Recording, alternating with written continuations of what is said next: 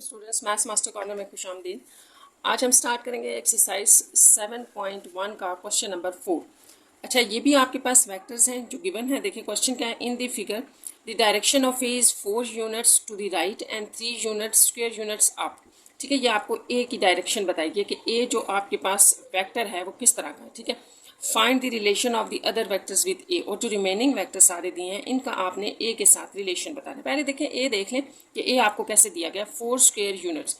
तो अगर आप यहाँ से ग्राफ पे काउंट करना शुरू करें, एक यूनिट एक बॉक्स के इक्वल है, तो देखें 1 2 3 4 यूनिट्स राइट था। ठीक है, square unit to the right, तो ये राइट साइड आपकी बनती है ना, तो राइट साइड पे था।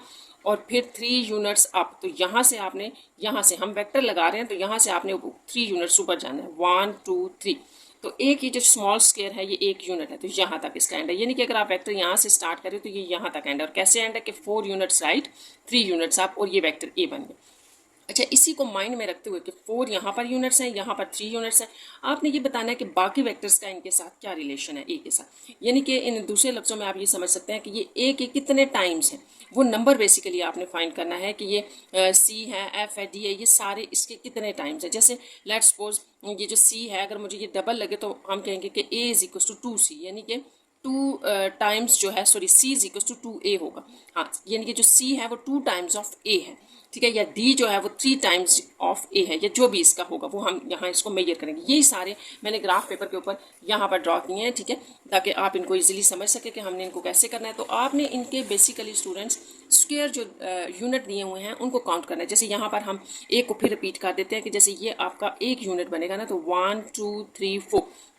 अगर हम इसको यहाँ से आप इसकी ट्राइंगल बनाएं। ठीक है, इसको हम ऐसे डॉटेड में देख लेते हैं। अगर हम इसकी ऐसे ट्राइंगल बनाएं, ठीक है, तो ये आपके पास 4 यूनिट्स हैं और ये 3 यूनिट्स हैं। ये आपको गिवन था। ये देखिए 4 यूनिट्स बन रहे हैं और फिर अप में आपके पास 3 यूनिट। तो यही काम हमने यहाँ पे करना है। हमने इनको ऐसे डॉटेड के साथ मिलाना है। ठीक है, वैसे एहतियात से आपने मिलाना है कि फुल स्क्वायर्स नहीं है, हाफ हाफ स्क्वायर्स पे भी मिल रहे हैं। और ये डिटेक्ट करना है आपने कि ये क्या है। फिर मैं आपको बताऊंगी कि टाइम्स हमने इसका कैसे, कि ये बी कितने टाइम्स है ए का, तो वो हम किस तरह से जो है वो डिटेक्ट करेंगे। तो यहाँ पर सबसे पहले तो आप ये देखें कि ये हम काउंट करना शुरू करते हैं। ये यहाँ से यहाँ तक आपके पास हाफ स्क्वायर बन रहा है, ये फिर 1 स्क्वायर है, फुल 1 स्क्वायर, और फिर ये हाफ। तो आप यूँ समझ लें कि ये 2 यूनिट्स हैं, हाफ यूनिट ये और हाफ यूनिट ये 1 यूनिट फुल बन जाएगा और 1 यूनिट ये यहाँ से यहाँ तक, तो ये 2 यूनिट्स हैं। और इस तरफ अगर आप देखें तो यहाँ से लेके यहाँ तक स्टूडेंट्स ये 1 यूनिट है और देन फिर हाफ यूनिट है, तो ये आपके पास बन जाएगा 1.5 यूनिट। ये आ गया। ठीक है, अब नेक्स्ट हमारा ये काम है, हमने देखना है कि सॉरी बी जो है वो ए का कितने टाइम्स है। तो वो ये जो आपने यूनिट्स लिखी है ना, इन्हीं से पता चल जाएगा और इनको हम डिवाइड करेंगे। अब आपने ये रेशो याद रखनी है कि ये रेशो डिवाइड करने से आएगी। यहाँ देखिए आप करना क्या है कि जैसे आपके पास जो ए वेक्टर है, ठीक है, ये जो आपका ए वेक्टर है ये आपके पास 3 यूनिट था। अच्छा, पहले यहाँ लिख लेते हैं 4 यूनिट और 3 यूनिट है। ये आपके पास राइट साइड पे था और ये अप है। ठीक है, ये याद रखना है।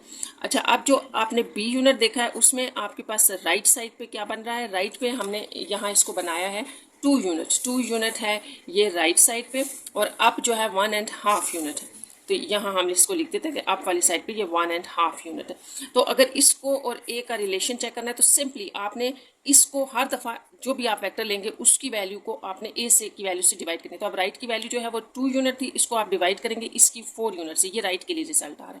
और यहाँ आपके लिए क्या रिजल्ट आएगा कि ये जो आपका 1.5 है इसको 1.5 भी कहते हैं, 1 और उसका हाफ। ठीक है, ये जो 1.5 होता है ना आपके पास यूँ करके होता है ना, 1 + 0.5 फिर 1.5, तो ये आपके पास 1.5 है। इसको आपने डिवाइड करना है आप में 3 के साथ। तो आप देखें यहाँ पर आपके पास क्या रिजल्ट आ रहा है, 2 को 4 से डिवाइड करेंगे 0.5 और यहाँ पर आपके पास भी 0.5, तो ये दोनों सेम आएंगे। यानी कि ये जो b है आपका, आप इसको लिखेंगे b is the 0.5 of a, इतने टाइम्स है a का। ठीक है, ये आपने a वाली वैल्यूज़ नीचे रखनी है। ठीक है, इससे टाइम्स आपके पास आ जाएगा।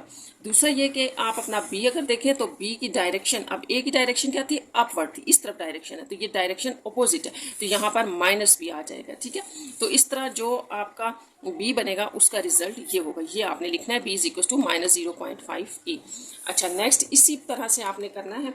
नेक्स्ट हम देख लेते हैं ये c वाला। अब c वेक्टर की भी आप यूनिट स्टार्ट कर देंगे ना, यहाँ से देखें तो ये 1 2 3 4 5 6 7 8 है यहाँ तक। ठीक है, आप इसको यूँ डॉट इन में भी रख सकते हैं। ये 8 यूनिट है इस तरफ, और इस तरफ इनको चेक करें यहाँ पर हम लिख लेते हैं ये 8 यूनिट है, 1 2 3 4 5 और ये आपके पास हाफ आ रहा है।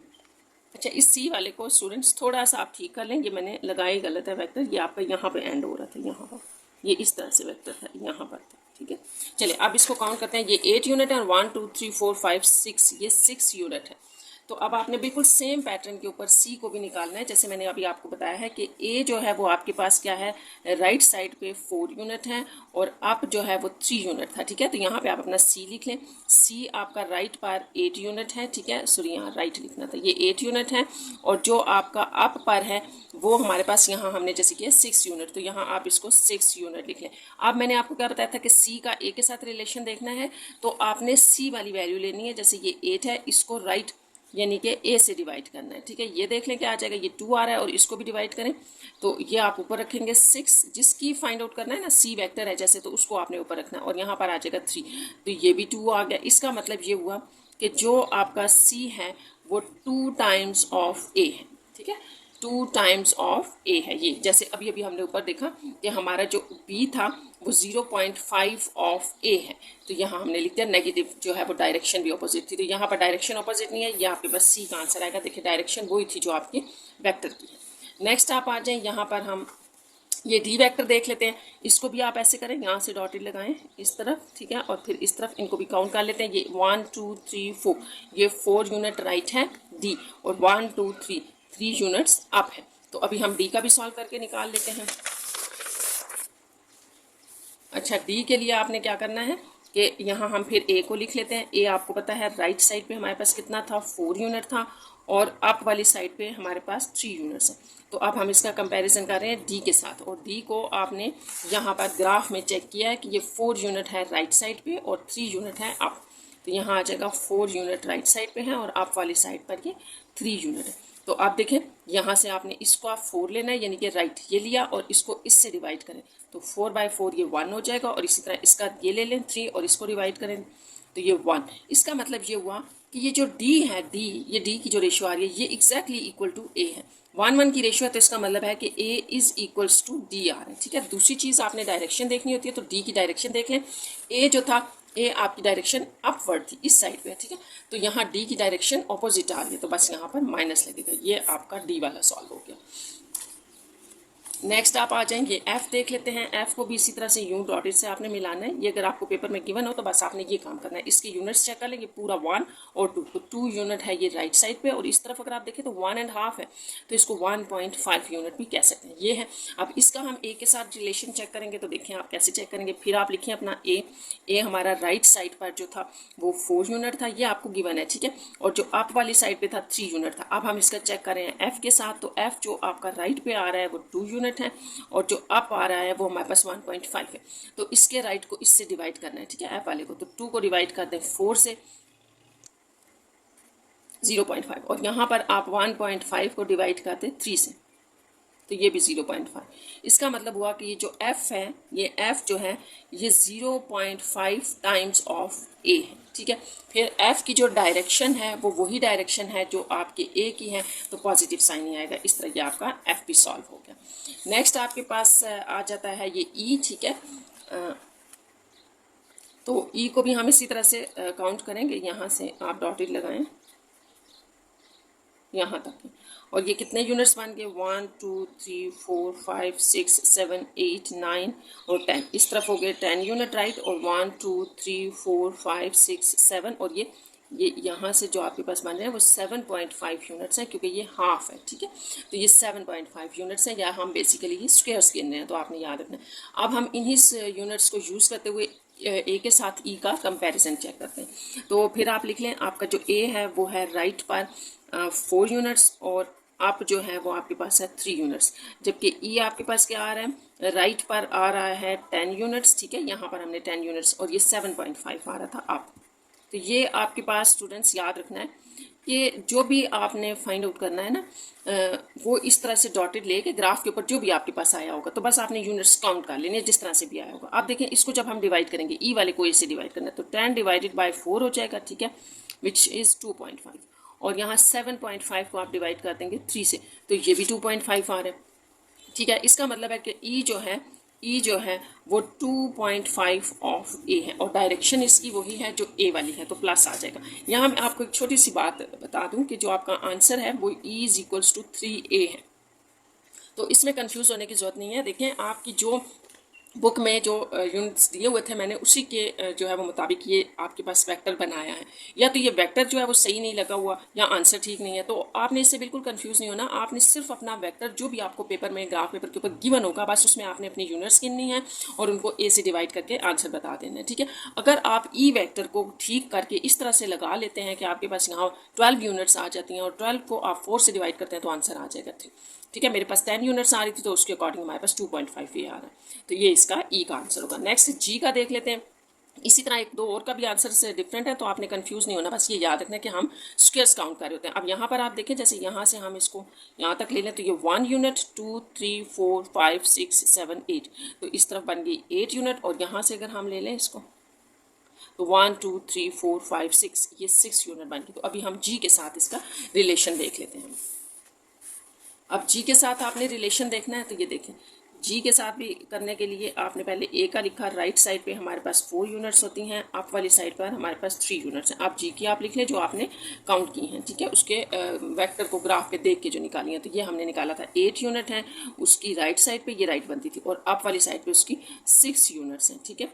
तो अब इसी तरह आप इसको डिवाइड कर दें। 8 को आपने इधर राइट वाले से डिवाइड किया तो ये 2 आ गया और यहाँ 6 को आपने डिवाइड किया इससे तो 3 और ये भी 2 आ गया। इसका मतलब ये हुआ कि ये जो आपका जी है, ठीक है, ये जो जी है आपका ये है 2 टाइम्स ऑफ ए और डायरेक्शन देखनी पड़ेगी तो ये डायरेक्शन इसकी उल्टी थी, ठीक है। वेक्टर ए इस साइड पे है जबकि ये तो यहाँ पर माइनस आ जाएगा। इस तरह आपका ये भी जो है वो करेक्ट हो गया।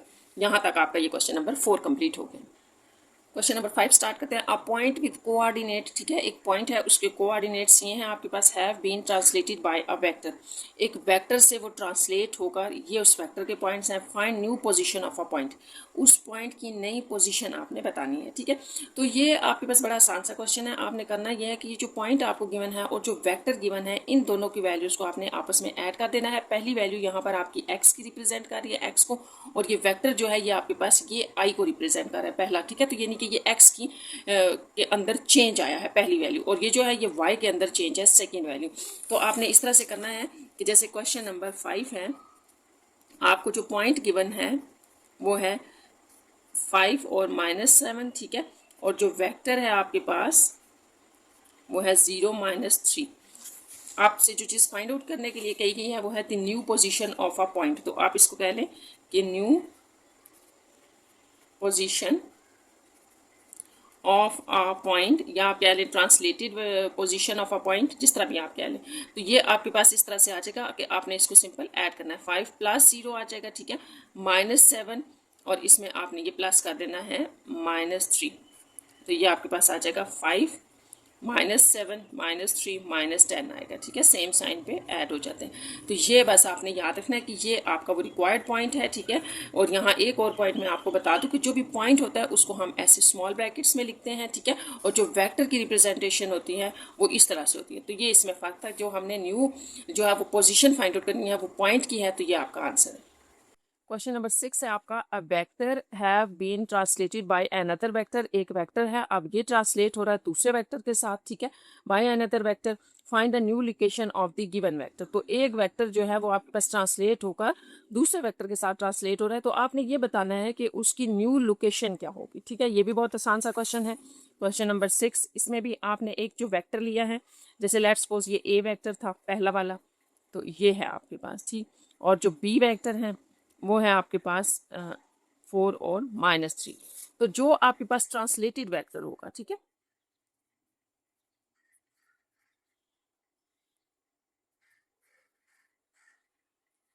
वो होगा a + b, ठीक, और सिंपल आप इसको ऐड कर दें। फर्स्ट वाली वैल्यू फर्स्ट में ऐड हो जाएगी +4 और यहाँ से 4 + 3, तो ये आपके पास आ जाएगा -1 और 1। तो ये इसका आंसर है। क्वेश्चन नंबर 7 है, triangle A B C is the pre image with its vertices A B C. ठीक है, अब आपको एक ट्राइंगल दी गई है, उसके प्री इमेजेस यानी कि जो ओरिजिनल जो आपके पास ट्राइंगल है उसके वर्टिसेस ए बी सी आपको दिए गए हैं। Find the coordinate of the image, और आपने coordinate of the image find out करने हैं। जैसे फर्स्ट में है the triangle is translated bye, इस पॉइंट से जो है वो ट्रांसलेट हो रही है आपकी ट्राइंगल। ठीक है, तो ये है। और दूसरा the triangle is translated bye, तो ये भी बड़ा आसान है कि आपने एक ट्राइंगल देखें आपके पास ए बी सी है, वो ट्रांसलेट होकर किसी और जगह पर जा रही है या उसका इमेज कहीं और है। ठीक है, तो वो आपने ये नंबर जो है वो सब के अंदर, यानी कि ए में भी चेंज आएगा, बी में भी चेंज आएगा और सी में भी। और देखें अगर हम थोड़ा सा ना यूँ कर लें कि क्वेश्चन नंबर 7 में अगर हम लेट कर लें कि अगर हमारे पास लेट जो प्री इमेज हैं, जो इमेज है, इमेज के कोऑर्डिनेट्स हैं, इसको हम लिख लेते हैं लेट ट्रांसलेटेड कोऑर्डिनेट्स आर, ये हम लेट करें कि वो ए से जो है लेट सपोज ए प्राइम, बी प्राइम और सी प्राइम हो गए हैं। ठीक है, तो आपने बेसिकली ये फाइंड आउट करने हैं, जबकि ये आपको एक ट्रांसलेट वो कैसे हो रहे हैं, एक वेक्टर से हो रहे हैं, ये भी आपने याद रखना है। जैसे इसको हम अगर वी वेक्टर कह दें, तो अब आपके पास ये जो ट्रांसलेटेड जो है वो पॉइंट्स आ जाएंगे ट्राइंगल के, इमेज के नए न्यू पॉइंट्स आ जाएंगे। जैसे यूँ है ना कि आपके पास ट्राइंगल है, यहाँ पर है ए बी सी, आप इसको यूँ समझ लें। ठीक है, ये ऐसे कोऑर्डिनेट सिस्टम में दी होती है, ये सारे पॉइंट्स आप अगर ड्रॉ करें तो ये इस तरह से आ जाएगी। अब ये इसका इमेज जो है वो ट्रांसलेट होकर और कहीं चला गया ऐसे, तो ये जो आपके पास ए प्राइम, बी प्राइम और सी प्राइम न्यू ट्राइंगल आ रही है, वो जो चेंज उसमें आ रहा है वो इस वेक्टर के थ्रू आ रहा है। तो इस वेक्टर को आपने इन सारे पॉइंट्स में ऐड कर देना है। तो ये इस तरह से होगा, जैसे ए आप ले लें, ए का पॉइंट हम लेंगे और इसमें हम प्लस कर देंगे वेक्टर, जो हमें ये वेक्टर जो है गिवन है। तो इस तरह से ये आपके पास आ जाएगा। जैसे ए के पॉइंट्स थे -4 और 6, प्लस यहाँ पर आपके पास जो वेक्टर है वो 5 और 0 आ जाएगा। तो उसी तरह से फर्स्ट वाला फर्स्ट में ऐड होगा, -4 + 5 और ये 6 + 0। तो ये आपके पास जो इमेज है उसका एक नया पॉइंट आ जाएगा। ये सॉरी यहाँ 1 था और यहाँ पर आपके पास 6 आ जाएगा, तो ये आपके पास ए प्राइम आ जाएगा। इस तरह से आपने इसको करना था। अब जो नेक्स्ट हमारे पास इसी तरह बी प्राइम आएगा, तो उसमें आपने बी जो आपके पास पॉइंट है इसमें वेक्टर को ऐड कर देना है। अब बी आप देखें -1 और 4 है, जबकि वेक्टर वी क्या है आपके पास, ये है 5 और 0। ठीक, अब इसमें आपने ऐड किया तो ये बी जो है वो इमेज का बी पॉइंट आ जाएगा आपके पास। तो ये आपके पास आएगा -1 + 5 4 + 0, तो ये 4 आ जाएगा, ये आ गया बी पॉइंट। इसी तरह आप सी पॉइंट भी निकालेंगे, सी में आपने ऐड करना है वी वेक्टर। ठीक है, तो तीनों में आपने ये वेक्टर्स ऐड करने थे। सी में आ जाएगा -6 1, इसमें ऐड हो जाएगा वेक्टर 5 और 0। तो ये लास्ट में हम पॉइंट लिख लेते हैं 6, और ये आपके पास -6 + 5 होगा और 1 + 0। तो इस तरह से ये आपके पास -1 यहाँ से बचेगा और यहाँ से 1, तो ये आपके पास सी प्राइम आ गया। जैसे कि आपने कहा था कि ए प्राइम, बी प्राइम और सी प्राइम जो है वो हमारे इमेज के कोऑर्डिनेट्स होंगे, तो ये उनके वो पॉइंट्स आ गए। आपने इस तरह से ये फाइंड आउट करने थे। नेक्स्ट हम देखते हैं क्वेश्चन नंबर 7 का second part, the triangle is translated bye. अब इस वेक्टर से वो ट्रांसलेट हो रही है। ठीक है, तो इसको भी लिख लेते हैं। सेकेंड पॉइंट तो आप देखें यहाँ पर, अब आपने देखना है कि आपके पास जो ए बी और सी थे, ठीक है, हमारे पास ये ओरिजिनल ट्राइंगल के जो है वो वर्टिसेस थे। आप जो ट्रांसलेटेड वेक्टर आ रहे हैं सेकंड पार्ट में आपके पास वो ये गिवन है। ठीक है, हमने उसी तरह से लेट कर लिया कि अगर A B prime are the translated points हैं, रिक्वायर्ड ट्रांसलेटेड पॉइंट्स हैं, तो आपके पास जो ए प्राइम होगा वो क्या होगा, ए में आपने ये वेक्टर ऐड करना है। तो इसको देखते हैं, हमारे पास जो ए प्राइम वेक्टर आ जाएगा, ए वेक्टर था आपके पास -4 और 6, और अब जो आपके पास ए ये पॉइंट था और जो वेक्टर है अब आपके पास वो -3 और -4 है। तो ये ऐड कर दें -4, पहली वैल्यू में ऐड हो जाएगी। ठीक है, क्योंकि ये x का है और ये वेक्टर के लिहाज से i की डायरेक्शन में है या x की डायरेक्शन में है। तो ये आपके पास -3 और यहाँ 6 -4 जो साइन होंगे वो साथ आ जाएंगे, तो -7 और ये 2, ये आपका रिक्वायर्ड ए प्राइम आ जाएगा सेकेंड पार्ट में। बिल्कुल इसी तरह से आपने बी प्राइम फाइंड आउट करना है, बी में प्लस ऐड करेंगे, यही वेक्टर। बी पॉइंट था आपके पास -1 4 और जो वेक्टर है वो -3 -4 है आपके पास। ठीक है, यहाँ से ये देखें वेक्टर ये था और बी पॉइंट हमने ये लिया, तो इनको आप ऐड कर लें। -1 -3 फर्स्ट पॉइंट फर्स्ट में ऐड हो जाएगा, सेकेंड पॉइंट सेकेंड में, तो ये आपके पास -4 0 आ जाएगा और ये है आपका बी प्राइम जो है वो पॉइंट आ गया। इसी तरह सी प्राइम ले लेते हैं, सी में प्लस वेक्टर ऐड करना है। अब सी पॉइंट आपको जो गिवन है वो ये है और जो सेकेंड पार्ट में वेक्टर गिवन है वो ये था। ठीक है, तो ये आपके पास आ जाएगा -6 -3 1 -4, तो इस तरह से ये -9 -3, तो ये आपका सी पॉइंट है। तो यहाँ पर ये आपका जो क्वेश्चन है 7 इसका सेकेंड पार्ट कंप्लीट हो गया। नेक्स्ट क्वेश्चन नंबर 8 देखिए, इसकी क्या स्टेटमेंट है, व्हाट ट्रांसलेशन बाय वेक्टर। अच्छा, यहाँ पर आपसे क्वेश्चन में ट्रांसलेशन वेक्टर के बारे में पूछा गया, वुड बी नीडेड, ठीक है, to bring the point E to the origin. अच्छा, यहाँ आपने पहले समझना है कि हो क्या रहा है। देखें, अगर फर्ज करें ये आपके पास जो है कोऑर्डिनेट सिस्टम है, ये ओरिजिन है, ओरिजिन आपके पास 0 0 को कहते हैं, ठीक है, ये आपका ओरिजिन है 0 0। तो लेट्स सपोज के आपका ई पॉइंट यहाँ कहीं पड़ा हुआ है, ठीक है, और इस पॉइंट में आप कोई वेक्टर ऐड करते हो, ये वेक्टर, और ये ओरिजिन के ऊपर आ जाता है। तो ये वेक्टर आपने फाइंड आउट करना है। ये पीछे वाले क्वेश्चन जो आपने किए हैं उनसे सिर्फ इस तरह से डिफरेंट है कि एक पोजीशन पॉइंट से आपने किसी न्यू पोजीशन पे जाना होता था और उस पोजीशन के लिए आपको वेक्टर गिवन होता था, तो आप सिंपल वेक्टर में वो पॉइंट जो है, जो गिवन पॉइंट था, वो ऐड कर देते थे, ठीक है। जैसे ये कोई गिवन पॉइंट होता था और ये न्यू पोजीशन होती थी उस पॉइंट की, ठीक है। तो ये हमने पीछे किया, new position of the point होती थी। तो आप क्या करते थे, ये गिवन वेक्टर होता था, तो आप गिवन पॉइंट में वेक्टर ऐड करते थे तो हमारे पास न्यू पोजीशन आ जाती थी। तो यहाँ हम थोड़ा सा उसी को ही करेंगे, लेकिन वेक्टर फाइंड आउट करना है। तो आप ये जो है, अब आपको ये गिवन है, तो इसके अंदर आप वेक्टर ऐड कर दें तो ये न्यू पॉइंट आ जाएगा। तो यहाँ पर हम जो ट्रांसलेशन वेक्टर है उसको वी लेंगे, ठीक है, इसमें ई को ऐड करेंगे और इक्वल टू ओरिजिन रख देंगे। इस तरह से ये हमारे पास जो है वो इसका रिजल्ट आ जाएगा। सबसे पहले तो ये है ना कि जैसे मैंने आपको बताया कि आपने फाइंड आउट क्या करना है, तो फाइंड करना है हमने ट्रांसलेशन वेक्टर, ठीक है। अभी आपने क्या फाइंड आउट करना है, ट्रांसलेशन वेक्टर, यानी कि वी आपने फाइंड आउट करना है। जैसे मैंने भी आपको बताया कि हमने वी फाइंड आउट करना है यहाँ पर। तो इसका मतलब हुआ कि वी फैक्टर जो आपने फाइंड आउट करना है वो आपके पास एक्स और वाई इस फॉर्म में होगा, क्योंकि अभी हमने जितने भी पीछे क्वेश्चंस किए हैं उसमें हमने देखा कि वेक्टर इस फॉर्म में गिवन होता है। तो एक्स वाई हमने इसलिए लिखा है कि एक्स वाई की वैल्यूज आ जाएंगी तो वो यहाँ डाल देंगे, वो रिक्वायर्ड वेक्टर होगा।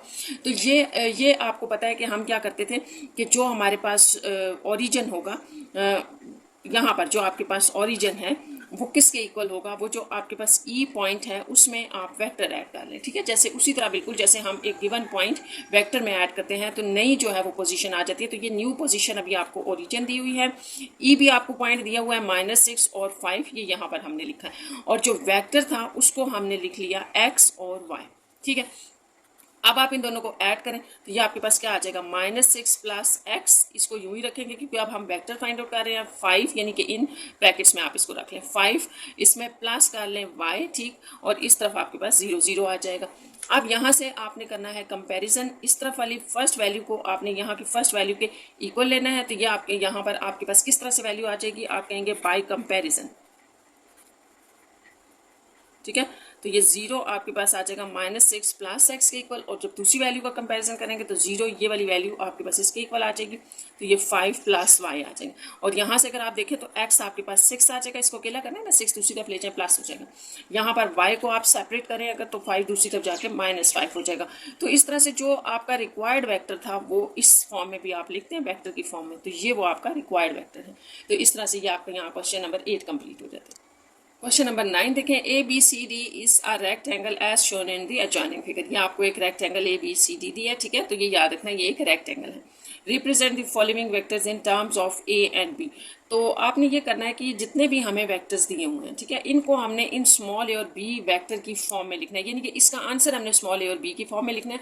तो इसके लिए ये बहुत आसान सा क्वेश्चन है। इसके लिए आपने फिगर को देखना है कि फिगर देखिए कैसे दिया है। ए वेक्टर जो है वो ए से बी की तरफ इसकी डायरेक्शन है, एरो भी दिया, और जो स्मॉल बी वेक्टर है वो बी से सी की तरफ है और एरो भी दिया है, ठीक है। और ये जो है इनके दो डायगोनल्स हैं, इनकी भी डायरेक्शन दी है। तो ये डायरेक्शन बहुत इंपॉर्टेंट होती है, आपने ये याद रखनी। अच्छा, क्वेश्चन नंबर 9 में आपने एक याद रखनी है बात, रेक्टेंगल है ये हमारे पास जो ए से बी है ये स्मॉल ए वेक्टर है, ठीक है।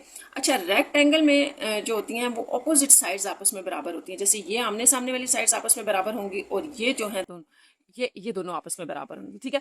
अच्छा, और ये जो डायगोनल होता है आपका, इसमें भी आपने याद रखना है कि ये जो पॉइंट होता है वो ये इनको बाइसेक्ट करता है इक्वल पार्ट्स में। जितना ये होगा आपके पास ये इतना ये होगा, इतना ये भी होगा और ये भी होगा, यानी कि ये चारों साइड्स आपके पास ये चारों पॉइंट्स डायगोनल के अंदर इक्वल होते हैं। जब आप ये चीज़ें याद रखेंगे तो हमारा बाकी जो है वो इसमें सॉल्व हो जाएगा। जैसे इसका फर्स्ट पार्ट स्टार्ट करते हैं क्वेश्चन नंबर 9 का, तो हमारे पास है स्टूडेंट्स डी सी, ये एक वेक्टर है और इसका जो आपका क्वेश्चन है ना वो ये है कि आपने तमाम वेक्टर जितने भी दिए हुए हैं उनको इन स्मॉल ए और बी की फॉर्म में लिखना है। तो डी सी हमें ये बता रहा है कि वेक्टर की डायरेक्शन डी से सी की तरफ है। यहाँ पर हमें कोई डायरेक्शन नहीं दी हुई थी, देखें आपको सिर्फ ये ए वेक्टर दिया हुआ है स्मॉल, जो कि ए से बी की तरफ है, या आप इसको यूं भी कह सकते हैं कि ये ए बी वेक्टर जो है ये आपके पास स्मॉल ए के इक्वल है। यहाँ से एक वेक्टर बी सी, क्योंकि इस तरफ से डायरेक्शन जा रही है ना, इधर टेल है और इधर हेड है, तो ये बी सी बनेगा और ये इक्वल है स्मॉल बी की।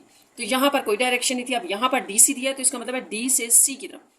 अभी हमने बात की कि राइट एंगल में ऑपोजिट साइड्स इक्वल होती हैं, तो ये दोनों इक्वल हैं और ये ए ही होगा और डायरेक्शन भी सेम है, तो इसका मतलब कि डी सी आपका स्मॉल ए के इक्वल होगा। ठीक है, बस आपने रेक्ट एंगल के रूल्स याद रखने हैं, सारे पार्ट सॉल्व हो जाएंगे। अब सेकंड पार्ट देखें, सेकंड है डी ए, डी से ए की तरफ वेक्टर। अब यहाँ पर भी कोई डायरेक्शन नहीं थी, लेकिन डी से ए की तरफ है, यू डायरेक्शन है, तो इसका मतलब ये हुआ कि ये इस वेक्टर के इक्वल था या इस साइड के इक्वल है, लेकिन डायरेक्शन में फर्क है। बी हमारा ऊपर की तरफ जा रहा है, ये नीचे की तरफ आ रहा है, तो आप इसको बी वेक्टर के इक्वल ही लेंगे, लेकिन जो है वो डायरेक्शन की वजह से आप साइन इसका डिफरेंट ले लेंगे, नेगेटिव साइन ले लेंगे।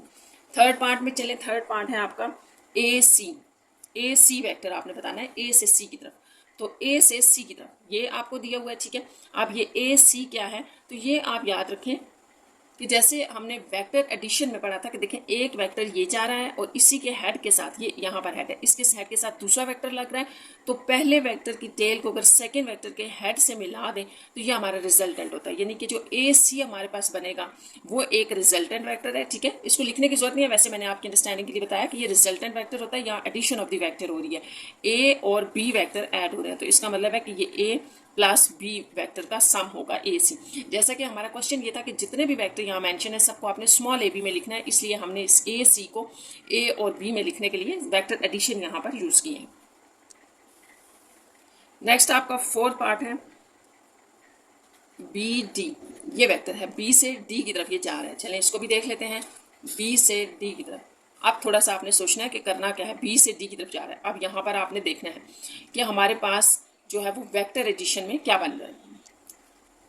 अच्छा, बी डी आपने फाइंड आउट करना है, ये बी से डी की तरफ डायरेक्शन है। अगर यहाँ पर आप देखें तो यहाँ एक इसी तरह की फॉर्म बन रही है कि एक वेक्टर ये है, ठीक है, यहाँ से यहाँ तक, और इस वेक्टर के हेड के साथ अगला वेक्टर फिर ऐड हो रहा है, ये वाला। ठीक है, ये बिल्कुल ठीक है। और रिजल्टेंट जो होता है वो कैसे होता है कि फर्स्ट वेक्टर की टेल के साथ सेकंड के हेड को जाके मिलाना है, तो ये यूं मिलेगा। तो यहाँ पर सिर्फ बी डी की डायरेक्शन उल्टी आ रही है। ठीक है, तो आप इन वेक्टर्स को ले लें और बी डी की डायरेक्शन हमें बी डी की चाहिए, जबकि हमारे पास डी बी की आ रही है। ठीक है, आप इसको यूं भी समझ सकते हैं, जैसे अगर हम ये वाला वेक्टर ले लें ए बी वेक्टर और इस तरफ आप ले लें ए वेक्टर, तो रिजल्टेंट आपका यूं बनता है। आपने यही पढ़ा कि जो फर्स्ट वेक्टर होता है उसकी टेल के साथ सेकेंड वेक्टर की हेड को मिलाएं, तो ये आपके पास रिजल्टेंट वेक्टर होता है। और इसके अकॉर्डिंग आपके पास क्या बन जाएगा, देखिए बी की तो डायरेक्शन इस तरह है, आप उल्टी ले रहे हैं, तो यहाँ तो सबसे पहले माइनस बी आएगा ना, ये माइनस बी था, और इसमें प्लस हो जाएगा ए वेक्टर, ये आ गया। अब जो आपने बेसिकली फाइंड आउट करना है, ये आर बी, ये जो आर है ना, ये हमारे पास डी बी आ रहा है। ठीक है, डी बी, लेकिन आपने जो फाइंड आउट करना था वो बी डी है, वो उल्टा है। तो जो बी डी है, डी बी है, फर्स्ट करें इस तरह से वेक्टर है, तो उसका उलट क्या होगा, साइन चेंज कर देंगे। तो अगर ये बात आपको समझ आ गई तो यहाँ हम इसको करते हैं, बी डी हमारे पास आ रहा था माइनस बी प्लस ए वेक्टर। ठीक है, ये आ रहा था, और साथ जो है वो माइनस की वजह से हमें यहाँ पर एक साइन लगाना पड़ेगा, क्योंकि डायरेक्शन उसकी चेंज है, ऑपोजिट है। क्योंकि ये जो हमारे पास, फिर रिपीट कर देती हूँ, जो हमारे पास डी बी है ये वो आ रहा है माइनस बी प्लस ए, ये आ रहा है, लेकिन हमें तो बी डी चाहिए ना, इसलिए हमने बाहर माइनस लगा के इसको कर दिया। तो बस यहाँ से आप नेगेटिव साइन अंदर अप्लाई कर दें, माइनस माइनस हो जाएगा प्लस बी और प्लस माइनस माइनस ए, तो ये आपका बी डी वेक्टर बन जाएगा। यहाँ पर आपका ये फोर्थ पार्ट हो गया है। इसी का हम नेक्स्ट पार्ट देखते हैं स्टूडेंट्स, फिफ्थ पार्ट देखते हैं। तो फिफ्थ पार्ट में था आपके पास ए ओ। अब ए ओ वेक्टर आपने फाइंड आउट करना है, तो यहाँ आ जाए ए ओ, ये ए है और ये ओ है। ठीक है, तो इसको हम देखते हैं कि कैसे निकालना है। तो ए ओ के लिए हमारे पास जो डायरेक्शन बन रही है वो यहाँ से यूं है, जो कि डायगोनल की है। ठीक है, और ए ओ आपने बताना है। अच्छा, अगर आप डायग्राम देखें तो ए ओ क्या है, ए ओ जो है वो ए सी का हाफ है। जैसे मैंने आपको बताया था कि ये इसको बराबर हिस्सों में डिवाइड कर देगा, तो ए सी का ये जो ओ इसको डिवाइड कर रहा है, ए ओ सी के इक्वल है, हाफ कर रहा है। तो ए सी जो है आप इसको लिख सकते हैं, ए ओ को आप लिख सकते हैं कि ये हाफ है ए सी के इक्वल। तो ये हमने इसलिए लिखा है कि आप अगर देखें तो यहाँ पर आपके पास 3 पार्ट के अंदर हम A C already find out कर चुके हैं, तो आप इसी को ले लें। ए प्लस बी हमने स्मॉल ए बी की फॉर्म में लिखना है, तो ये half of A plus B हो जाएगा। ठीक है, तो इस तरह से ये आपका ए ओ वेक्टर आ जाएगा। नेक्स्ट देखिए 6 पार्ट इसका। 6 पार्ट में बी स्टूडेंट्स ऐसे ही है, बी ओ दे दिया गया है, तो बी ओ देखें यहाँ पर आपके पास बी ओ जो है वो बी डी का हाफ है, बी डी का। तो यहाँ पर हम इसी तरह इसको लिख लेते हैं कि ये half of the B D है। और अगर आपको याद होगा तो हमने बी डी को भी 4 पार्ट में फाइंड आउट किया था कि ये बी डी है। तो यहाँ से हम लिख लेते हैं हाफ बी डी हमारे पास था बी माइनस ए। ठीक है, यहाँ आप मेंशन कर दें बेशक कि हमने 4 पार्ट में ये चीज़ फाइंड आउट की है, और यहाँ पर हमने इसको 3 पार्ट से लिया है, 3 पार्ट में कि हमने सॉल्व किया था। अच्छा, ये आ जाएगा और ये इस तरह से आपके पास बी ओ आ जाएगा। नेक्स्ट आपके पास इसका लास्ट पार्ट है, जो पार्ट्स आपने सॉल्व किए हैं ना वो आप पीछे से देख सकते हैं, साथ ही क्वेश्चन था। ठीक है, तो दोबारा इसको करने की जरूरत नहीं है। अब ये निकालना है, ये वाला वेक्टर आपने ए बी और ए सी बताना है। ठीक है, और फिर इन दोनों को ऐड कर देना है। तो ए सी अगर आप देखें ना तो यहाँ पर आ जाए आप, पार्ट नंबर 3 में ए सी हम निकाल चुके हैं, तो वो यहाँ हम लिख देते हैं कि ए सी जो था वो फ्रॉम 3 पार्ट से हमारे पास क्या था, ए प्लस बी ये था। और ये जो ए बी है इसको आप डायग्राम से देखें ज़रा, डायग्राम में आपके पास ए बी क्या है, ए बी हमारे पास जो वेक्टर है वो स्मॉल ए है, तो बस हमने ये यहाँ पे डालना है। तो ए बी आपके पास यहाँ, चले इसको लिख लेते हैं एस ए बी जो वेक्टर है वो आपके पास स्मॉल ए था, जबकि ए सी जो वेक्टर है ये फ्रॉम 3 में से हमारे पास था ए प्लस बी। ठीक, अब आपने इनको यहाँ पर डालना है, तो आपका रिक्वायर्ड वेक्टर आ जाएगा ए वेक्टर प्लस ये ए सी की जगह पर ए प्लस बी वेक्टर। तो इस तरह से ये दोनों सेम है, 1 1 है, ऐड हो गए 2 ए प्लस बी वेक्टर। तो ये आपके पास आ गया A B plus A C vector का सम। तो ये आपके पास in terms of A B आ गया। क्वेश्चन नंबर 10 है, गिवन दैट ओ पी, आपको एक vector O P P plus Q दिया हुआ है। ठीक है, और ओ क्यू जो है वो पी माइनस क्यू दिया हुआ है, and M is the mid point of P Q. M जो है वो पी क्यू का मिड पॉइंट है, find in term of P Q. अच्छा, ये क्वेश्चन आपका बिल्कुल क्वेश्चन नंबर 9 की तरह है। यहाँ डायग्राम दी हुई थी, यहाँ आपने खुद डायग्राम बनानी है, और जितने भी वेक्टर्स आपको गिवन हैं उनके आंसर आपने स्मॉल पी और क्यू की फॉर्म में निकालने हैं। तो चले स्टार्ट करते हैं। पहले हम इसकी डायग्राम बना लेते हैं, जो भी गिवन डेटा है ना हमें, तो उससे हम इसकी बनाते हैं। सबसे पहले आप देखें, एक पॉइंट सेट कर ले ओ, तो यहाँ से हम यू ले लेते हैं जैसे कहा गया। तो ये अगर ओ है और ये पी वेक्टर है, तो आपको ओ पी जो है ये क्या दिया हुआ था, ये सारा क्वेश्चन के अंदर गिवन है। ओ पी था हमारे पास पी प्लस क्यू वेक्टर, और यहाँ पर आप एक क्यू वेक्टर ले लें, और ओ से ही इधर क्यू की तरफ ये क्यू है, तो ओ क्यू आपको दिया हुआ है पी माइनस क्यू वेक्टर। तो ये सारा गिवन हम लिख रहे हैं। And mid point of P Q, यहाँ पर एक चीज़ आप देख लें, ये नेक्स्ट हमें जो गिवन में दिया है वो ये है कि आपने एक एम मिड पॉइंट भी लेना है। कहाँ लेना है, पी क्यू, यानी कि पी से जो क्यू की तरफ वेक्टर जा रहा है, तो हम यहाँ से लेंगे पी की से क्यू की तरफ उसकी डायरेक्शन लेंगे ऐसे। ठीक है, क्यू से पी की तरफ नहीं ले लेनी, जो हमें गिवन है ना पी से क्यू की तरफ, तो वही हमने ली डायरेक्शन ये। और इसके सेंटर में यहाँ एक पॉइंट है जिसको एम कहा गया है, जो कि मिड पॉइंट है पी क्यू का। ठीक है, यहाँ पर इसको रोकते हैं अभी कि ये एम क्या है, ये हम बाद में देखेंगे। एम के बारे में ये इन्फॉर्मेशन थी कि ये पी क्यू का मिड पॉइंट है। Find in terms of, question ये है कि find in terms of P Q, P और क्यू की फॉर्म में आपने निकालना है इन सबको। तो स्टार्ट करते हैं। फर्स्ट आपका जो इसमें है वेक्टर वो है पी क्यू को आप सबसे पहले फाइंड आउट करें। ठीक है, तो पी क्यू क्या होगा, अगर आपने सही से डायग्राम बना ली है तो अब हमारे पास जो पी क्यू है वो क्या है, पी क्यू वेक्टर आपसे पूछा गया। अच्छा, यहाँ पर ना आपको सारी डायरेक्शन स्टूडेंट्स दे दी गई हैं, इसलिए आपने उस डायरेक्शंस को यूज़ करके वेक्टर एडिशन ढूंढनी है। यानी कि एक वेक्टर हम ढूंढेंगे जो इस तरह से होगा, दूसरा उसी की टेल से आगे शुरू होगा, और जो पहले की टेल को दूसरे के हेड से मिलाएगा वो रिजल्टेंट हमारा हो जाएगा। ठीक है, तो यहाँ पर हम इसी तरह से अगर देखें तो ये एक वेक्टर था और इसी की एंड से दूसरा शुरू हो रहा था, तो ये दोनों ऐड हो रहे हैं और ये रिजल्टेंट बना रहा है। अभी आपने ये माइंड में रखना है कि ये रिजल्टेंट वेक्टर है, क्योंकि ये एक वेक्टर है, इसके हेड से दूसरा शुरू हो रहा है, जबकि पहले की टेल के साथ रिजल्टेंट हमेशा ऐसे होता है, पहले की टेल को सेकंड वाले वेक्टर के हेड से मिलाता है। तो अगर आपको हेड एंड टेल रूल याद है तो हम हेड एंड टेल रूल में क्या करते हैं, पहले वेक्टर को रखा हमने, जैसे ओ पी था, ये ओ पी में ऐड किया हमने दूसरा वेक्टर, ये पी क्यू अब बनेगा। ठीक है, याद रखना डायरेक्शन का आपने जो है वो बड़ा ख्याल रखना है कि ये पी से क्यू वाली साइड पे थी, तो हमने भी यहाँ लिख दी पी क्यू, तो ये इक्वल हो जाएगा ओ क्यू के इक्वल। तो ये अगर आपको वेक्टर एडिशन से याद है तो हमने इसको आगे सॉल्व कर लेना। तो आप इसको यहाँ पे मेंशन भी कर सकते हैं कि ये हम कैसे कर रहे हैं, बाय वेक्टर एडिशन। ये हमने वेक्टर एडिशन से इसको किया है। तो यहाँ आप वैल्यूज डालते हैं। ओ पी आपको क्या गिवन था वो लिख लेते हैं, ये पी प्लस क्यू वेक्टर था प्लस पी क्यू। अब पी क्यू आपको क्या गिवन है, पी क्यू हमें गिवन नहीं है बल्कि पी क्यू हमने फाइंड आउट करना था। ठीक है, तो पी क्यू को आप पी क्यू ही रहने दें, इज इक्वल्स टू यहाँ ओ क्यू है, ये ओ क्यू भी गिवन है, पी माइनस क्यू, यहाँ P माइनस क्यू आ गया। अब ये आपने फाइंड आउट करना है, तो इसको बिल्कुल यहाँ सेपरेट करें, बाकी रिमेनिंग चीज़ें साइड पे ले जाएं, दूसरी तरफ ले जाएं। आप देखिए यहाँ पर प्लस P प्लस क्यू है, तो ये पहले आप लिख लें, अब ये दोनों इस तरफ जाके माइनस पी माइनस क्यू हो जाएंगे, ठीक है। ये प्लस का था, ये और ये कैंसिल आउट हो गए, आपके पास आ जाएगा -2q, यानी कि -q और -q वेक्टर, ठीक है।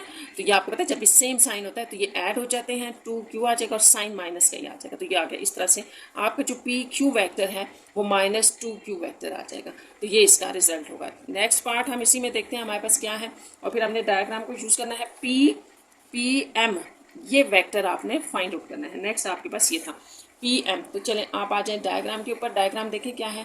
अच्छा, हमारे पास यहाँ से p से q की तरफ जा रहा है, तो p से ही m की तरफ भी जा रहा है, ये डायरेक्शन है pm। अब अगर हमने pm फाइंड आउट करना है तो m को तो हम कह चुके थे कि मिड पॉइंट है pq का, तो आप लिख सकते हैं कि हाँ m जो है वो किसके इक्वल आ जाएगा, ये सॉरी pm किसके इक्वल आ जाएगा, हाफ ऑफ द pq, पूरे वेक्टर का ये हाफ है pm। तो बस यहाँ आप इसी को यूज़ करेंगे कि जो हमारा pm वेक्टर होगा वो basically half of the pq vector है, और पी क्यू को आपने अभी फर्स्ट पार्ट में देखा है कि ये -2q वेक्टर है, ठीक है। इसको आप लिख सकते हैं फ्रॉम, अभी हमने इसको फर्स्ट पार्ट में से देखा है, तो ये 2 कैंसिल हो जाएगा, तो ये -q, ठीक है। एक तो एक तरीका ये है इसका, ये हो गया। अब यहाँ आप आए डायग्राम से भी आप इसको समझ सकते हैं कि ये पूरा पी क्यू आपके पास क्या था, -q और -q था, -2q था ना, तो फिर ये -q और ये -q, यानी कि हाफ हाफ है। आपने कहा था -2q है, तो ये दोनों हाफ हाफ है, तो ये -q है। इस तरह से हमारा ये जो आंसर है सोल्यूशन के बाद ये ठीक है। नेक्स्ट थर्ड पार्ट की तरफ चलते हैं, और थर्ड पार्ट है आपका, थर्ड देखें क्या वेक्टर है। थर्ड वेक्टर है QM, ये वेक्टर है जो आपने फाइंड आउट करना है। तो QM को भी देख लें कि QM क्या है यहाँ। तो यहाँ से जो P से Q की तरफ डायरेक्शन थी वो ये है, याद रखना है। अब आपके पास उल्टी डायरेक्शन पूछी जा रही है, Q से M की तरफ डायरेक्शन पूछी जा रही है, ठीक है।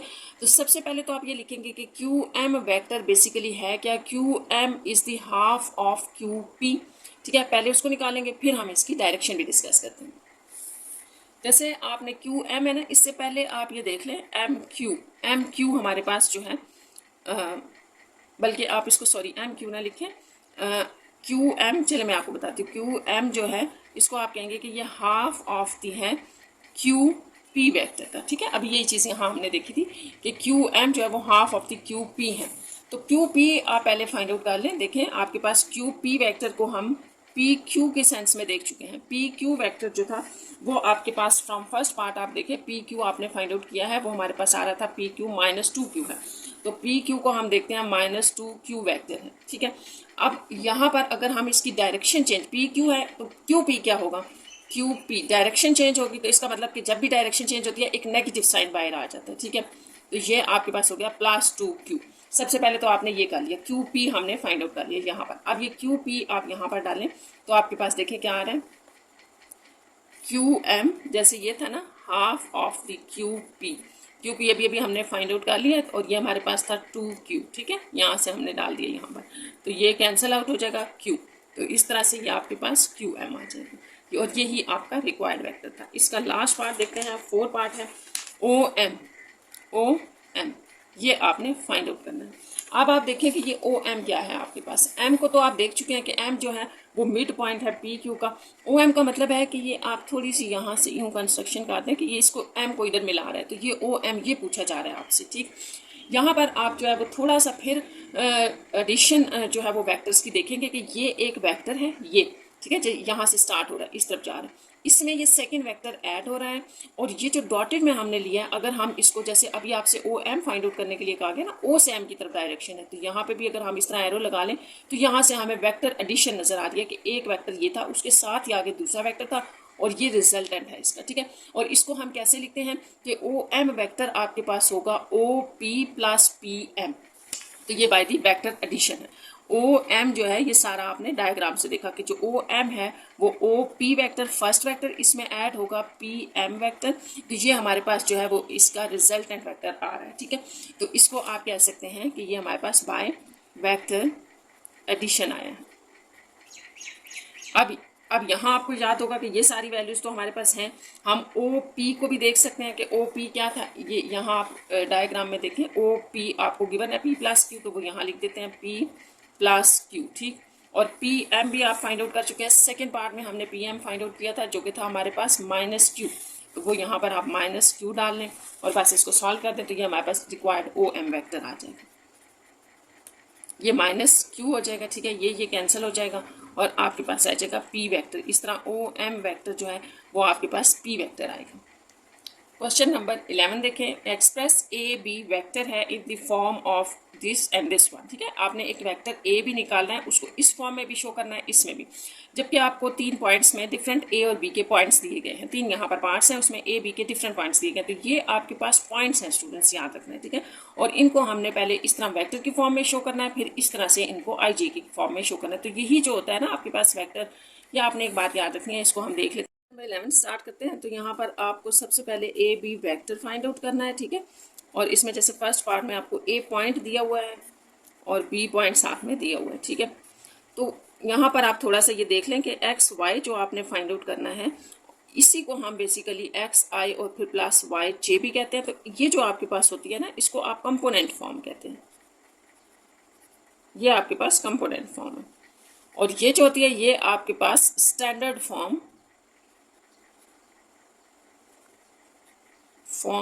ऑफ अ वेक्टर है, ये standard form of a vector है। तो ये आपने दोनों फाइंड आउट करनी है। इसके लिए आपने सबसे पहले A B vector find out करना है जो कि पॉइंट्स गिवन है। तो ये याद रखें कि ए बी वेक्टर आप कैसे फाइंड आउट करते हैं। मैं आपको 2 डिफरेंट तरीकों से बता देती हूँ। एक तो हम कहते हैं कि पोजीशन वेक्टर ऑफ बी, ठीक है, सेकंड वाला हमेशा पहले लेना है, बी से आपने ए को माइनस करना है, पोजीशन वेक्टर ऑफ बी में से माइनस करते हैं पोजीशन वेक्टर ऑफ ए। एक तो ये होता है, ठीक है। दूसरा आप इसको आसान लफ्जों में यूं समझ सकते हैं कि अगर लेट सपोज इसके पॉइंट्स को मैं x1 और y1 कह दूं और ये आपके पास x2 और y2 हों, तो आपके पास जो वेक्टर आएगा वो इस तरह से आता है कि x, यहाँ से आपने स्टार्ट करना है, ठीक है, बी से, अभी बताया ना बी के पॉइंट्स पहले लिखने हैं, ए के बाद में बी माइनस ए लिखना है। तो ये x2 माइनस x1 होगा, पहले पॉइंट की बात करें तो फिर हम x को ही पहले लिखेंगे ना, x2 माइनस x1 और y2 माइनस y1 होगा, यूँ। तो ये इस तरह से कर लें, आपके पास ए बी वैक्टर आ जाएगा। तो ए बी वैक्टर आपके पास क्या होगा, ये वाले यहाँ पे पॉइंट्स लगाते हैं, x2 ये था हमारे पास 4 माइनस 1, ठीक है, और y2 था 6 माइनस y1 इज 3। तो ये आपके पास बड़ा आसान सा था, ये आ गया, ठीक। ये तो हो गया ए बी आपके पास कंपोनेंट फॉर्म में। अब इसको अगर आपने स्टैंडर्ड फॉर्म में लिखना है तो आप इसको कह सकते हैं कि स्टैंडर्ड फॉर्म में ये ए बी वेक्टर आपके पास क्या होगा कि ये 3i प्लस 3j, ठीक है। पहले वाला x की डायरेक्शन में होता है तो हम कहते हैं कि ये i आएगा इसके साथ, और 3 जो है वो j के, यानी कि y है तो y, क्योंकि x आपके पास ये जो होता है इसकी डायरेक्शन i j के जो होता है वो डायरेक्शनल कोऑर्डिनेट्स होता है। तो ये y जो है इसका डायरेक्शनल कोऑर्डिनेट या यूनिट वेक्टर जो है वो x y i और j होते हैं। तो ये इस तरह से आपके पास ये आ जाएगा। तो ये वेक्टर है। यूनिट वेक्टर के लिए आप इस तरह छोटी सी कैप भी लगाते हैं ऊपर, तो ये इस तरह से लगाते हैं। नेक्स्ट इसका पार्ट देखते हैं।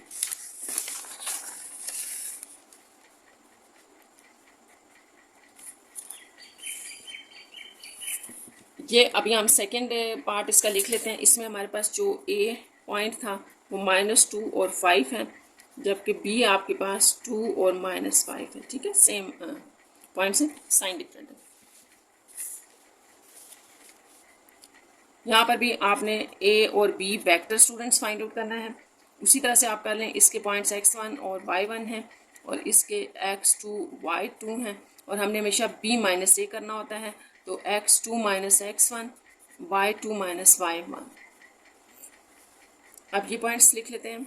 x2 था यहाँ पर 2 -2, ठीक है, तो आपने ब्रैकेट्स का ख्याल रखना है। x2 है, इसके साथ भी माइनस है और ये एक फार्मूले का माइनस है, तो माइनस इंटू माइनस आ जाएगा। y2 -5, इसमें से माइनस करते हैं y1। तो यहाँ पर जैसा कि ब्रैकेट में इस नंबर के साथ कोई माइनस नहीं था तो हमने ब्रैकेट में नहीं लिखा, तो ये आपके पास आ जाएगा 2 + 2, क्योंकि माइनस माइनस प्लस हो जाएंगे, और ये -5 -10, ठीक है, साइन वही आ जाएगा, सेम नंबर साइन जो होते हैं वो ऐड हो जाते हैं। यहाँ पर आपके पास आ जाएगा 4 - 10।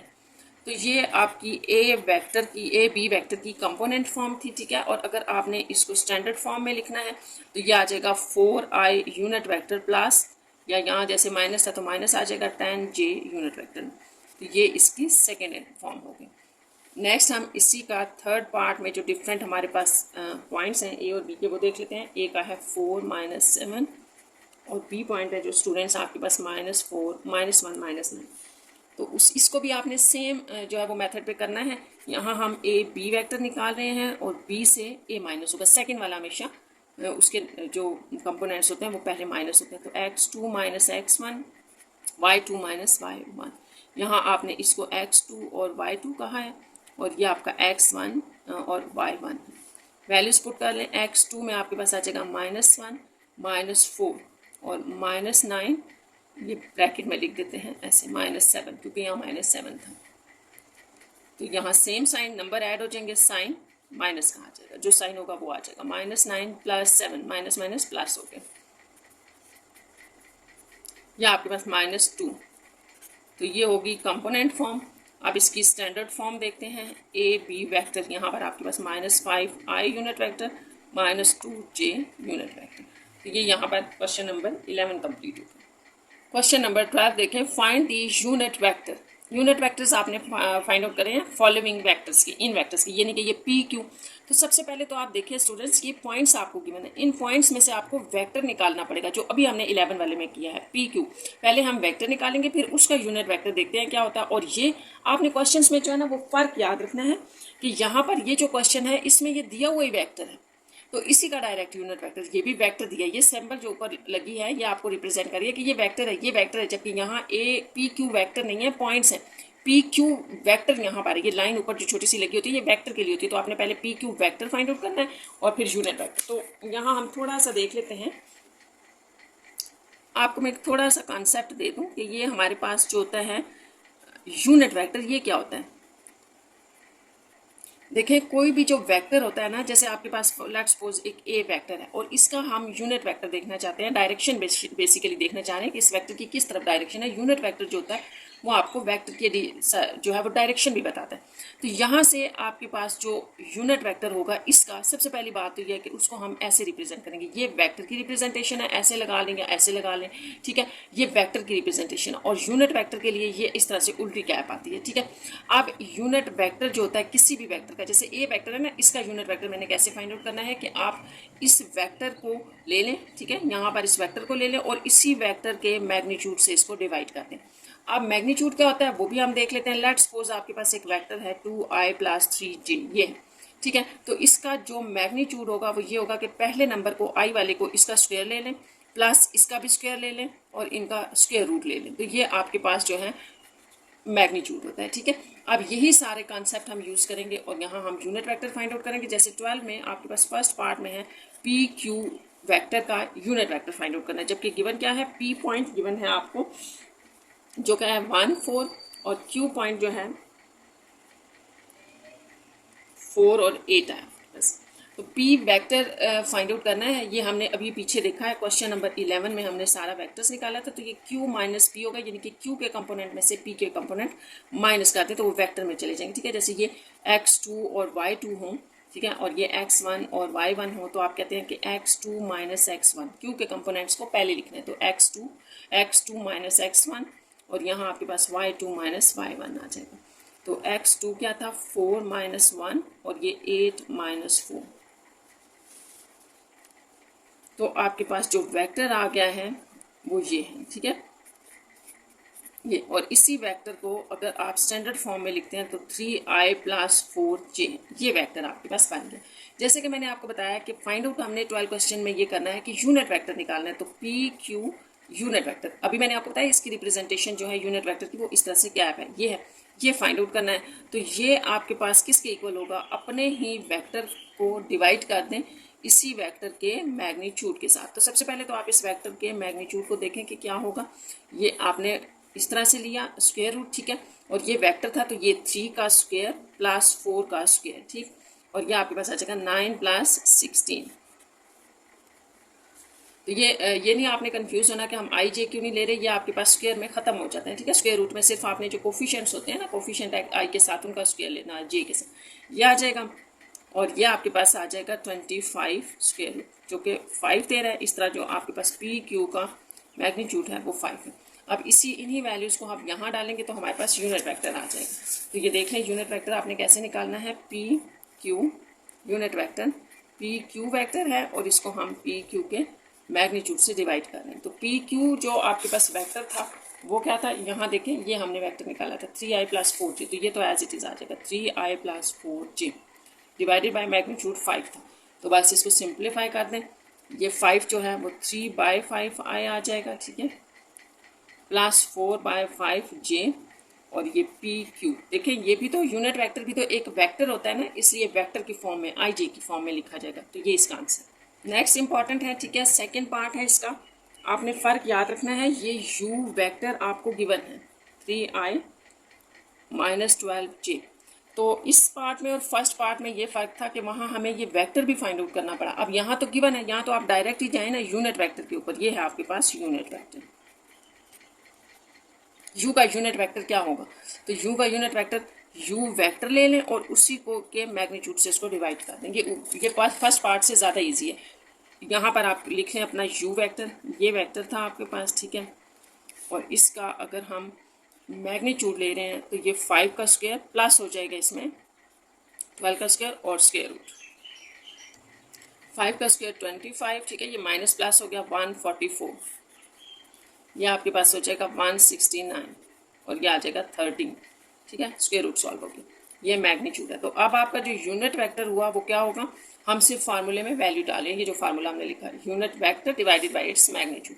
तो वेक्टर हमारे पास क्या था? 5i - 12j डिवाइडेड बाई 13, और आप इसको इस तरह भी 5/13i वेक्टर स्टैंडर्ड वेक्टर की फॉर्म में भी लिख सकते हैं, ये 13। तो ये इसका आंसर होगा 5/13 और -12/13 i। थर्ड पार्ट देखें, क्वेश्चन नंबर 12 का लास्ट पार्ट है। बी वेक्टर आपको गिवन है -6i - 8j। तो ये भी वेक्टर है और फाइंड आउट हमने करना है यूनिट वेक्टर। तो यूनिट वेक्टर जो होगा बी का वो इस तरह से होगा, ठीक है, और B vector divided by B vector का मैग्नीट्यूड। तो ये हम कर लेते हैं कि बी वेक्टर जो है वो आपके पास ये है -8, और बी वेक्टर का जब आप मैग्नीट्यूड लेंगे तो ये -6 का स्क्वायर प्लस -8 का स्क्वायर। बस आपने फार्मूला याद रखना है स्टूडेंट्स, बाकी हो जाएगा। ये 36 प्लस -1 प्लस हो गया, ये 100 हो जाएगा और ये 10। तो इस तरह ये मैग्नीट्यूड आ गया। अब बी यूनिट वेक्टर आपके पास था B vector divided by its magnitude. तो ये बी वेक्टर जो आपके पास गिवन है वो क्या है? 6i - 8j, ठीक है। ये स्टूडेंट्स वेक्टर आपको गिवन था, डिवाइडेड बाय इसका मैग्नीट्यूड आपने फाइंड आउट किया है 10, और इसको थोड़ा सा सेपरेट करके लिख लें। कोई सिंप्लीफिकेशन होती है तो वो भी आप ज़रूर कर लिया करें। ये आ गया थोड़ा सा यहाँ 2 3s are 2 5s are 3/5i 2 4 and then 2 5 -4/5j। तो दिस इज बेसिकली हमारा जो है वो यूनिट वेक्टर ऑफ बी है। ये आपका आंसर होगा। क्वेश्चन नंबर 13 देखें। इफ ए वेक्टर आपको गिवन है, बी भी गिवन है, then find x and y, ठीक है, सच दैट आपको एक गिवन कंडीशन गिवन है। इस इक्वेशन के अंदर आपने ए और बी वेक्टर स्टूडेंट्स सब्स्टिट्यूट कर देना है, उसकी वैल्यूज़ आपने डाल देनी है, और वो वैल्यूज़ कहाँ से आएंगी? ये जो आपको गिवन है। और फिर हम यहाँ से लेफ्ट साइड से राइट साइड को इक्वालिटी है बीच में, कंपैरिजन करेंगे, आई की वैल्यूज़ को आई के साथ कंपेयर करेंगे, जे की वैल्यूज़ को जे के साथ, तो हमारा एक्स वाई आ जाएगा जो आपने फाइंड आउट करना है। चलिए इसको स्टार्ट करते हैं। क्वेश्चन नंबर 13 है। इसमें आपके पास जो ए वेक्टर आपको गिवन है वो 3i - 2j है, और B vector you have i + 4j, ठीक है। यहाँ पर हमने x और y को फाइंड आउट करना है, और एक आपको गिवन कंडीशन भी है, गिवन कंडीशन भी है। तो वो क्या है? x के साथ a वेक्टर है प्लस y b वेक्टर is equals to 4i - 12j।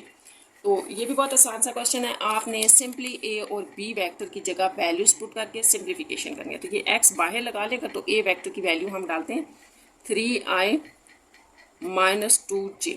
ये वेक्टर यहाँ आ गया। y की जगह आप वेक्टर डालें, सॉरी b की जगह y के साथ आ जाएगा, तो ये आएगा i + 4j is equals to 4i - 12j। अच्छा, अब यहाँ सिंप्लीफिकेशन कैसे होगी? ये x जो है ना, x ये बेसिकली कोई नंबर है, तो नंबर स्टूडेंट्स आपने याद रखना है, नंबर में ही सॉल्व होता है। तो यहाँ जैसे लेट्स सपोज में 2 लगा दूँ तो आप 6 कहेंगे ना, 3 2 6। इसी तरह ये आपस में मल्टीप्लाई हो जाएंगे। 3xi as it is minus ये x आगे भी मल्टीप्लाई होगा 2xj प्लस यहाँ पर आप देखें y यहाँ पर 1 के साथ मल्टीप्लाई होगा plus 4yj equal to 4i - 12j। ये आ गया, ठीक है। अब आपने यहाँ पर जो i हैं लेफ्ट साइड पे उनको आपस में सॉल्व करना है। तो ये i वाले 2 है ना, इनको अगर मैं ऐसे सॉल्व करूँ 3x + y, और इनमें से कॉमन ले लें हम i, और इसी तरह ये j वाले 2 हैं तो इनको भी आप ऐसे कर लें। यहाँ पर माइनस है तो मैंने प्लस वाला पहले लिख लिया है, प्लस आप यहाँ से ये 4y को पहले लिख लें और फिर इसको लिख लें, इससे कोई फ़र्क नहीं पड़ता। वैसे पहले -2 भी आप लिख सकते हैं। ये आ गया j एज इट इज़ आ गया, और इस तरफ 4i - 12j। यानी कि आप यहाँ कर ये रहे हैं स्टूडेंट्स, याद रखना है इस स्टेप के बाद हमने क्या किया है, हमने आई इकट्ठे किए हैं और जे इकट्ठे किए हैं लेफ्ट साइड पे, राइट वाला एज इट इज़ है। इसकी रीज़न ये है कि यहाँ दो डिफरेंट जगहों पे आई पड़े हुए थे, हमने आई को कॉमन कर लिया और ये आ गया, ठीक है, और जे कॉमन कर लिया, ये आ गया। अब यहाँ से ये होगा कि जब आप लेफ्ट साइड से राइट पे कंपैरिजन करेंगे तो ये वैल्यू इस 4 की इक्वल हो जाएगी by comparison of I and J, ठीक है। तो यहाँ पर आप लिख सकते हैं by comparison of I and G. Basically इनकी वैल्यूज़ क्या कंपैरिजन हो रहा है। तो इस तरफ जो आई की वैल्यू है वो 3x + y है इज़ इक्वल्स टू 4 होगी, ठीक है। या दूसरे लफ्ज़ों में आप कह सकते हैं कि यूँ भी अगर आप लिख लेना अपनी अंडरस्टैंडिंग के लिए तो ये ख़त्म हो जाएंगे आपस में। अच्छा, ये तो आई का जो है वो कंपैरिजन हो गया। यहाँ पर आप जे का कंपैरिजन चेक कर लें तो ये इस तरफ ये वैल्यू थी 4y - 2x और वो इक्वल हो जाएगी -12 की। तो ये दो बेसिकली आपके पास इक्वेशंस बन गई हैं जिनको आपने सॉल्व करके एक्स वाई की वैल्यू फाइंड आउट करनी है। और ये वही ऑर्डिनरी मेथड है जो आप करते हैं। यहाँ पर आपके पास एक इक्वेशन है, इसको ऐसे ओपन करके लिख लेते हैं थोड़ा सा, और इसको थोड़ा सा चेंज करके लिख लें। जैसे ये 4y है ना, तो इसको y की वैल्यू के नीचे लिख लें और इसको इधर 2x इस वैल्यू के नीचे लिख लें। यानी कि देखें, अगर आपके पास a + b हो या b + a लिख लें तो कोई फ़र्क नहीं पड़ता चेंज करने से। यहाँ हमने जस्ट वैल्यूज़ को एक दूसरे के नीचे लिखने के लिए कि x y के नीचे आ जाए, इससे इन वैल्यूज़ को हमने चेंज कर दिया था, ये आ गया। अब हमने इन इक्वेशंस को कैसे सॉल्व करना है, आपको ये मेथड आता है कि या तो आप फर्स्ट में से वैल्यू निकाल के सेकंड में डाल लें या दोनों में से कोफिशिएंट्स को सेम कर दें। जैसे यहाँ 4y है तो यहाँ 4y कर लें और पूरी फर्स्ट इक्वेशन को 4 से मल्टीप्लाई कर दें और देन सब्ट्रैक्ट कर लें। तो इट्स अप टू यू कि आप टू इक्वेशंस को किस तरह से सॉल्व करते हैं। मैं ऐसे करती हूँ कि फर्स्ट वाली इक्वेशन में से y की वैल्यू निकालते हैं हम, ठीक है। तो आप लिख सकते हैं फ्रॉम वन इक्वेशन में से अगर आप y की वैल्यू निकालें स्टूडेंट्स, y को हम जो है ना वो सेपरेट कर रहे हैं, y यहाँ रह गया तो ये उस तरफ चला जाएगा 4 - 3x ये आ जाएगा, ठीक है। अब इस वैल्यू को आप 2 में पुट कर दें, ठीक है, पुट इन 2 सेकेंड में पुट कर दें तो -2x एज इट इज़ आ गया प्लस 4y की जगह आपने ये वैल्यू डालनी है 4 - 3x इज इक्वल्स टू -12। इसको सॉल्व कर लिया आप तो हमारे पास एक x की वैल्यू आ जाएगी। ये 4 आपने याद रखना है, दोनों के साथ मल्टीप्लाई करो प्लस 16, ये 4 4 16 -4 3 12x इज इक्वल्स टू -12। इसको सॉल्व करते हैं तो ये 12 और ये 2, देखें ये -12 है -2 तो -14 होगा, दोनों ऐड हो जाएंगे और x आपके पास एज इट इज़ आ जाएगा। तो इसको आप देख लें यहाँ थोड़ा सा कि ये आपके पास -2x - 12x आपस में सॉल्व हो जाएंगे, प्लस 16 इज इक्वल टू -12 था। ये थोड़ा सा हमने रीअरेंज किया है बस।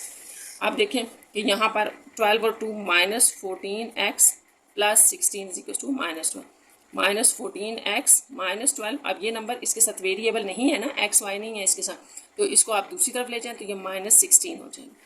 फिर वही -12 -16 साइन माइनस का आएगा, नंबर ऐड हो जाएंगे 6 और 2 8 और 2 तो -28 और इस तरफ -14x। अब आप साइन माइनस भी ख़त्म कर दें, -14 से डिवाइड कर दें दोनों तरफ तो ये कैंसिल हो जाएगा, x आपके पास आ जाएगा 2, तो ये 2 ये आपके पास x आ गया। अब ये जो आपने x निकाला है इसको आप यहाँ पर जो आपने एक इक्वेशन बनाई थी ना ये फ्रॉम 1 से, इसको आप 3 कह लें। इसमें अगर हम डाल दें तो हमारे पास x की वैल्यू y की वैल्यू आ जाएगी और इन दोनों में से भी अगर किसी में डालते हैं तो थोड़ी सी सिंप्लीफिकेशन के बाद y आ जाएगी। तो अब हम इसको स्टूडेंट्स पुट कर रहे हैं 3 में पुट कर दें, ठीक है। मैं यहाँ थोड़ा सा 3 लिख भी देती हूँ कि हमारे पास 3 जो थी 4 - 3x और इसमें आपने अब x की वैल्यू डालनी है ताकि हमारा y आ जाए। x हमारे पास 2 आ गया तो y हमारे पास -2 आ जाएगा। तो ये आपके पास y, यही आपका इस क्वेश्चन में x y जो है वो रिक्वायर्ड था, जो कि हमारे पास दोनों वैल्यूज आ गए।